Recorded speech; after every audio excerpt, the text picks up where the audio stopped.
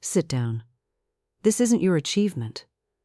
My stepdaughter said it across a table full of shrimp cocktail and half-empty wine glasses, loud enough that 3 nearby tables turned to look, and she said it while I was still on my feet, mid-sentence, thanking the people who had helped me get to that promotion.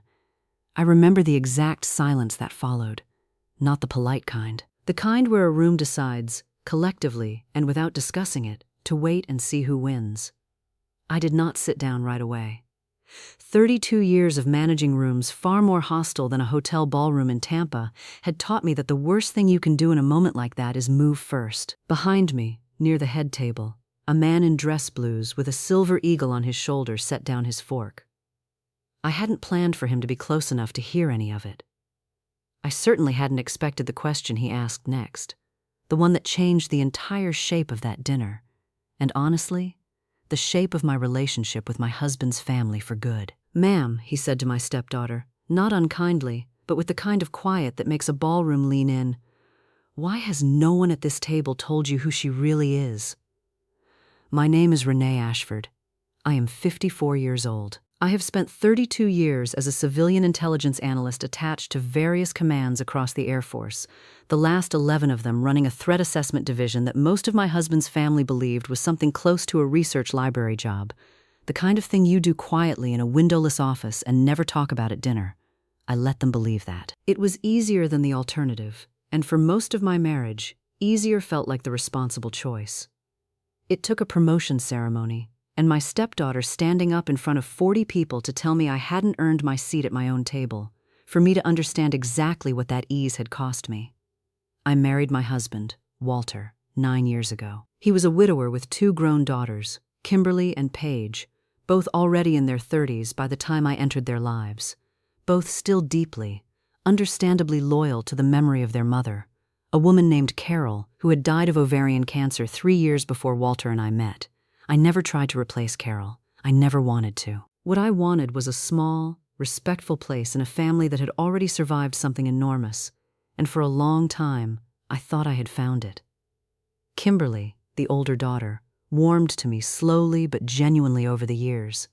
Paige never did. Paige was 36 when I married her father, a marketing director with sharp opinions and a habit of narrating other people's lives with total confidence.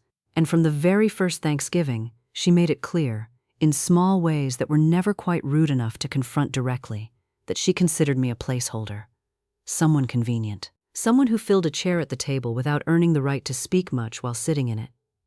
The first time she asked what I did for a living, at that same first Thanksgiving, I told her I worked in intelligence analysis for the Air Force, civilian side, mostly assessment and reporting. She nodded the way you nod at something you've already decided isn't interesting, and turned to ask Kimberly about a promotion at her law firm.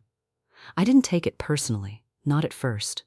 Not everyone finds threat assessment fascinating over turkey. But that first dismissal calcified, year after year, into something Paige repeated at nearly every family gathering, a kind of shorthand the rest of the family absorbed without ever really questioning it. Renee does something with paperwork for the government. Renee's very detail-oriented. Renee keeps busy, behind a desk somewhere. The truth was more complicated, and almost none of it could be explained at a dinner table, because almost none of it was mine to explain. For most of my career, my work involved synthesizing raw intelligence into threat assessments used by commanders making decisions that affected thousands of deployed personnel. I have sat in rooms at 3 a.m. building briefings that determined whether a convoy route changed at the last possible minute.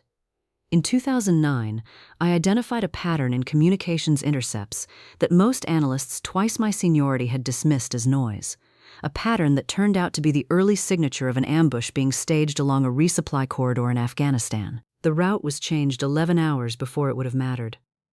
I never received public recognition for that, because almost nothing in my field comes with public recognition, but I received something quieter and, to me, more meaningful.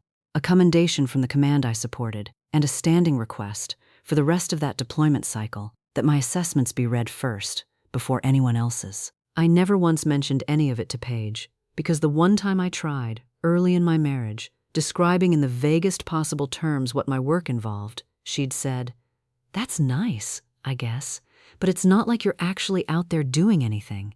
And I decided, in that exact moment, that I would rather let her believe whatever story was easiest than spend every family gathering defending a career built almost entirely on things I wasn't allowed to fully describe anyway. Walter used to get quietly frustrated about it.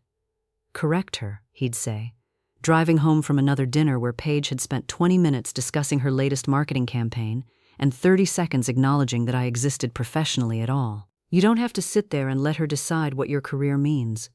I always gave him the same answer. "It doesn't matter what Paige thinks I did. It matters what I know I did." I believed that for a long time. I still believe most of it. What I didn't understand yet was that letting someone narrate you, year after year, in front of people who never once heard the correction, stops being restraint and starts looking like agreement. 11 months ago, after a restructuring within my command, I was selected to lead the division as its civilian director, a position equivalent, in practical terms, to a senior executive role that had taken me 3 decades to reach. My colleagues wanted to mark it properly, and because the timing lined up with Walter's birthday, we decided to combine the two into one dinner, a private room at a hotel in Tampa, half my professional colleagues and half the Ashford family, all seated together at long tables under low lighting that I would later think, uncharitably, made the whole room look like it was staged for a confrontation. What I had not told Paige, or most of Walter's extended family, was that my promotion ceremony earlier that week had been presided over by Colonel Marcus Devereaux, a man I had worked directly under during 2 deployment cycles, including the 2009 rotation where the ambush pattern I identified likely saved that convoy. Colonel Devereaux did not typically attend civilian staff dinners. He came to mine. He told me on the phone when confirming, because, in his words, "Renee, I have watched you catch things that entire rooms of analysts missed, more than once, and I am not going to let you accept this promotion without someone in that family understanding exactly what you built to earn it." I hadn't planned to speak much at the family portion of the dinner, but one of my junior analysts asked me to say a few words before dessert, something short, something for the people who had worked alongside me, and I stood up with a glass of wine I barely touched and talked, briefly and in general terms, about 32 years in a field where most of the work happens in silence, about the people who had trained me, about what it meant to spend a career catching. The details other people missed, even when almost nobody outside a small circle ever knew what those details had prevented. I did not name operations. I did not describe classified assessments. I simply said that I was proud of what I had built, and that I hoped the people in that room understood it had been real work, not paperwork, not a desk job, real work that occasionally mattered more than anyone at that table would ever be told. That is when Paige stood up. "Sit down," she said, loud enough for the tables nearest us to turn. "This isn't your achievement. It's a government job. You didn't build a company. You didn't raise a family from nothing. You didn't do anything my mother didn't do better in half the time with twice the grace. I'm sorry, but somebody needed to say it. This whole dinner has felt like you trying to prove you belong in this family, and honestly, it's uncomfortable to watch." The room went quiet in that particular way I mentioned, the collective, unspoken decision to wait and see who moved first. I felt the heat rise in my face. 32 years of professional composure fighting against something much older and more personal. The specific hurt of being reduced, in front of my own husband, by someone I had spent 9 years trying not to compete with. I did not sit down.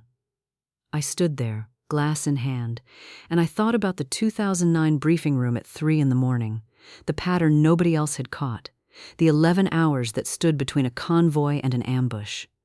I thought about every family dinner I had sat through since letting Paige narrate my career to a room full of people who never once asked me to correct her. I did not get the chance to answer, because Colonel Devereaux set down his fork. "Ma'am," he said, and I realized, with a strange jolt, that he was addressing Paige directly, his voice carrying that particular quiet authority that fills a room without needing volume. "Why has no one at this table told you who she really is?" Paige turned toward him, confused, clearly unsure who this stranger in dress blues even was. "I'm sorry," she said. "I don't think we've met." "Colonel Marcus Devereaux," he said. "I've had the privilege of working with your stepmother across 2 deployment cycles. In 2009, she identified a communications pattern that most senior analysts in that command dismissed as background noise. That pattern turned out to be the early signature of an ambush staged along a resupply corridor in Afghanistan. because of the assessment she wrote, and because Command trusted her judgment enough to act on it with almost no advance warning. A convoy route was changed 11 hours before it would have mattered. I don't know how many people were on that convoy that day. I know it was enough that I still think about it. He paused, letting that settle across the table. She has never once, to my knowledge, mentioned that at a family dinner. I'd guess that's because almost none of what she does is hers to share. But I flew in tonight specifically to make sure that at least one room understood what her 32 years actually built, because it seems no one in this family ever bothered to ask. The silence that followed was different from the one before. Heavier. Paige's mouth opened, and for a long moment, nothing came out. "I didn't know any of that," she finally said, and her voice had lost the sharp edge it carried 30 seconds earlier. "No," I said. "You didn't ask." She flinched at that, the way people flinch at something true they weren't ready to hear but needed to. Colonel Devereaux excused himself back to his seat a moment later, telling the table quietly that he still owed me a proper toast and had no intention of letting the interruption delay it. I stood there another moment, my husband's hand finding mine under the table, the low hum of 40 conversations slowly starting back up around us, the way a room does when it's trying to pretend nothing just happened while everyone quietly rearranges what they thought they knew. "I always thought," Paige said later, after most of the guests had gone home and it was just the family lingering near the coat check, "that you needed us more than we needed you, that you were sort of grateful to be here, and that gratitude meant you didn't get to take up much space." She looked down at her hands. "I think I had that backward." "You did," I said. "I wasn't cruel about it." I didn't have the energy to be, and honestly, I didn't want to be. But I wasn't going to soften it either. Not after 9 years of doing exactly that at every family gathering she'd ever sat me down at. I did not forgive her that night, and I want to be honest about that, because these moments rarely resolve as cleanly as we'd like them to. What happened instead was smaller, and I think more lasting. I stopped absorbing her version of me. I finished the dinner, accepted a toast from a colonel who had flown across the country to say out loud what I had spent 3 decades keeping quiet. And for the first time in my marriage, nobody at that table got to decide what my career had been worth except the people who had actually watched me build it. In the weeks since, Paige has not transformed into someone new overnight, and I didn't expect her to. She still narrates rooms the way she always has, still centers her own accomplishments in most conversations she enters. But she has stopped narrating mine. She asked me once, a few weeks after the dinner, careful in a way I had never heard from her before, what exactly a threat assessment involved, whether it was really as significant as the colonel had made it sound. I told her, in the general terms I was allowed to use, and she listened the entire way through without interrupting, which for Paige was its own kind of apology. Walter, for his part, has not let the moment fade quietly. A week after the dinner, he found the old commendation letter from 2009 tucked into a folder in my office, the one I had never framed or displayed anywhere in our house, and he had it matted and hung in the hallway without asking me first. I came home from work to find it there, at eye level, exactly where I would pass it every single day. "I know you don't need it on a wall," he said, watching my face carefully. "But I need it there. I want to walk past it every morning and remember what you actually built during all those years I let myself assume you were just being modest about a desk job." I stood in that hallway a long time, looking at a letter I hadn't looked at in over a decade, understanding that he had been quietly keeping score of my silence for years, waiting for a moment when I might finally let it stop. I think about that dinner often, not because of what Colonel Devereaux said, though I'll admit it meant more to me than I expected, but because of what it made me realize about my own 9 years of silence. I told myself for a long time that it didn't matter what Paige believed about my career, that the only opinion that counted was my own. That was true, as far as it went. But there is a difference between not needing someone's approval and letting them build a smaller version of you for an entire family to believe in. I had confused those two things for a very long time. If you have ever sat at a family table and let someone else decide what your life's work was worth, because correcting them felt like more trouble than it was worth, I want you to hear this. You do not owe anyone a performance of your accomplishments. But you also do not owe anyone your silence when they use that silence to make you smaller. Sometimes it takes one person standing up at the right moment to say the truth out loud, and sometimes, more often than we'd like to admit, It takes deciding you are finally done waiting for someone else to say it for you.